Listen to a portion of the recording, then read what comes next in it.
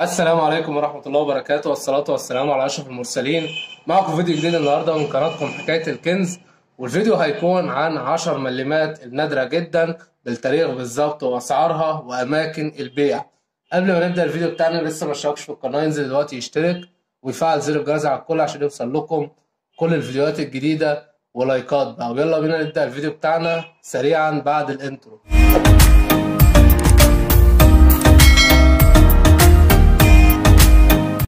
ورجعنا لكم تاني ومعانا 10 ملمات الصقر دي لسنة 1972، ومعظم الناس معاه نفس العملة دي ومعاها كميات كبيرة. طيب الناس اللي معاها عملات ألمونيوم كتيرة تحاول ما تبيعهاش كده وخلاص. أهم حاجة تتابع معايا وتشوف ايه اللي مطلوب بالظبط، لأن في تواريخ بتتسمى تاريخ خطأ سك، وده بيكون مطلوب جدا وأسعاره بتفوق 10,000 جنيه وال20,000 جنيه، تطلع معاك تدريجيا لحد 50,000 جنيه حسب حالة العملة اللي مع حضرتك. تمام؟ طيب اللي معانا 1972. طيب اللي مطلوبة تاريخ كام؟ اللي مطلوبة تاريخ وهو 1973. طيب اشمعنى 73 وانا اللي معايا 72 وده تاريخ قديم عن 73؟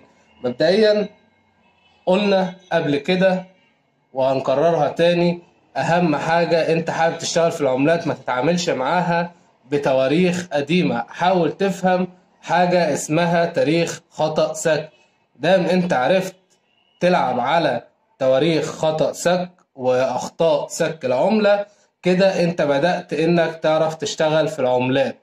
يعني تاريخ 1972 ده أصدر منه كمية كبيرة جدا، لكن تاريخ 1973 تاريخ ده أصدر منه كمية قليلة جدا ومش بتكون موجودة كتير في السوق.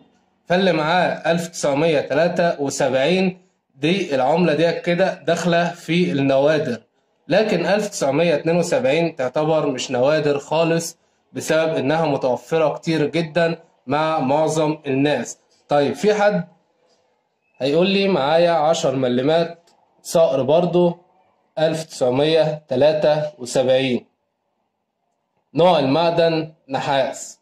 طيب ال 1973 النحاس هي برضو 10 ملمات.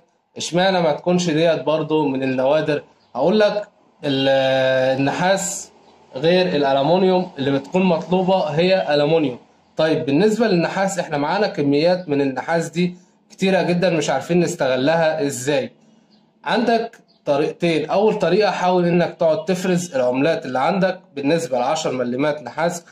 اذا لقيت تاريخ 1980 10 ملمات الصقر ديت برضو تعتبر من النوادر، وسعرها تروح معاك لحد 50,000 جنيه مصري حسب برضو الحالة اللي مع حضرتك.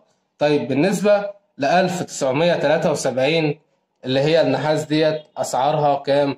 سعر 10 ملمات النحاس اللي هي الصقر ديت يعني يعتبر سعرها حاليا مالوش سعر ثابت. يعني في ناس تباع مثلا ب2 3 جنيه 5 جنيه، اللي بيشتريها اللي هو الهاوي اللي حابب يحتفظ بالعملة عنده. تمام؟ الكل يركز على العملات اللي عنده ومحدش يبيع العملات كده بالكيلو قبل ما يفرزها، لان انت هتبيع العملات اللي عندك بالكيلو هتيجي تكتشف بعد ما تبيع العملات ان كان عندك عملة من النوادر. حاول تفرز تطلع الألمونيوم لوحديهم والنحاس لوحديهم وتقعد تفرز الحاجات دي وتتابع معايا على القناة وتشوف ايه النوادر اللي بنزلها واسعارها كام. ال10 ملمات بتكون زي دي صقر اهي، نوع المعدن ألمونيوم وعليها حروف كده على الإطار. تمام؟ 10 ملمات تكون نفس الشكل ده كده بالظبط، بس بدل 1972 بتكون 1973. طيب سعر العملة ديت بيتراوح من كام لكام؟ معاك العملة نظيفة والصقر واضح والكتابة واضحة، دي بتتراوح معاك لحد 30 ولا 40 ألف جنيه مصري.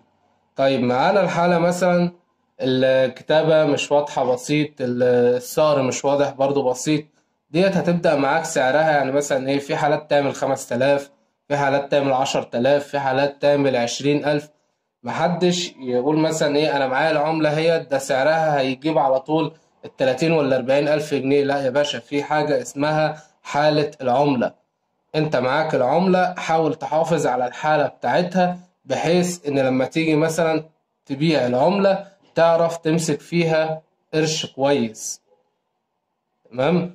اللي معاه العملة يحافظ عليها، ما يرميهاش وسط عملات كده وخلاص.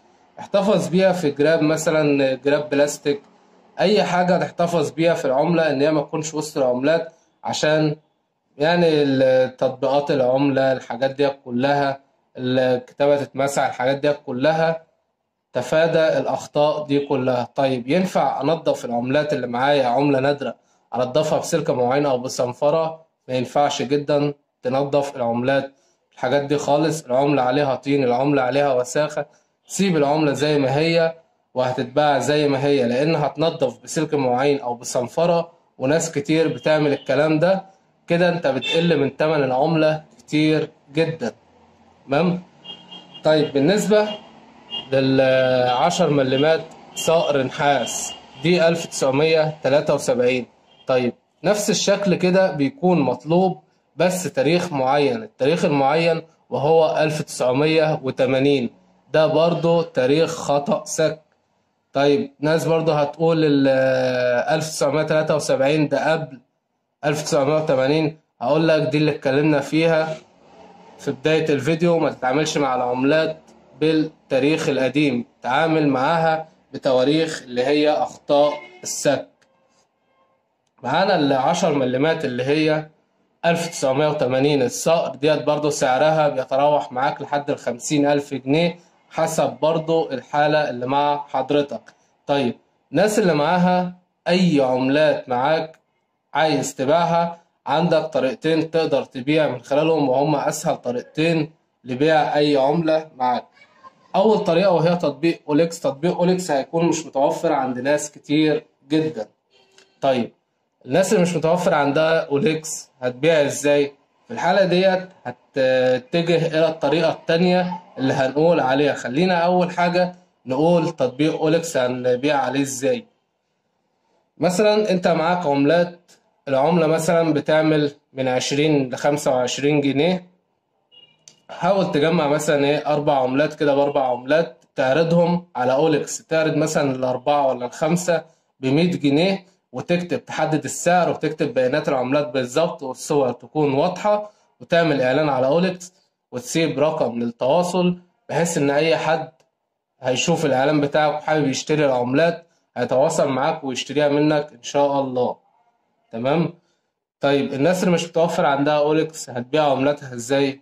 هتبيع على جروبات الفيسبوك. جروبات الفيسبوك هتقدر برضو تصور العملات اللي معاك وش وظهر، والصور تكون واضحة، وتكتب بيانات العملات اللي معاك بالظبط، وتكتب تحدد السعر. يعني مثلا لو هتبيع العملات اللي معاك 5 قطع ب5 قطع، عادي خالص، جمع 5 قطع كده واعمل اعلان بيهم، واكتب مثلا ايه لو حابب تبيعهم ب100 جنيه. دوت برضه هيكون يعني هتكون مثلا طريقة حلوة برضه، وهيتباعوا بسرعة. أهم حاجة تسيب رقم للتواصل، بحيث إنك لو مش متواجد مثلا على النت كتير حد هيتصل بيك ويشتريهم منك. طيب الناس اللي معاها عملات نوادر هتباعها إزاي؟ في الحالة ديت هتقدر إنك برضه تدخل على جروبات الفيسبوك وتبدأ تعمل مزاد على العملة النادرة اللي معاك. طيب أنا هعمل مزاد إزاي؟ هتصور العملة اللي معاك وش وظهر بصور واضحة، وتكتب بياناتها بالظبط، وتشوف حابب تبدأ المزاد ب10,000 جنيه، ابدأ المزاد ب10,000 جنيه، وخلي الرفعة مثلا يا ب500 يا ب300 جنيه عادي برضو خالص. طيب انا يحق لي اقفل المزاد بعد قد ايه؟ يحق لك تقفل المزاد براحتك خالص بعد 24 ساعة او 48 ساعة. طيب ايه الصح؟ الصح انك تخلي المزاد متاح لمدة 48 ساعة، بحيث ان المزاد والاعلان بتاعك ياخد وقته في الجروب والناس كتير، اكبر كمية تشوفه من الناس. لكن 24 ساعة هيكون ما خدش حقه ولا حد هيقدر ان هو يشوفه كتير. تمام. ده كان فيديو النهاردة موضح ومبسط عن ال10 ملمات ألمونيوم ونحاس وايه اللي مطلوب بالظبط.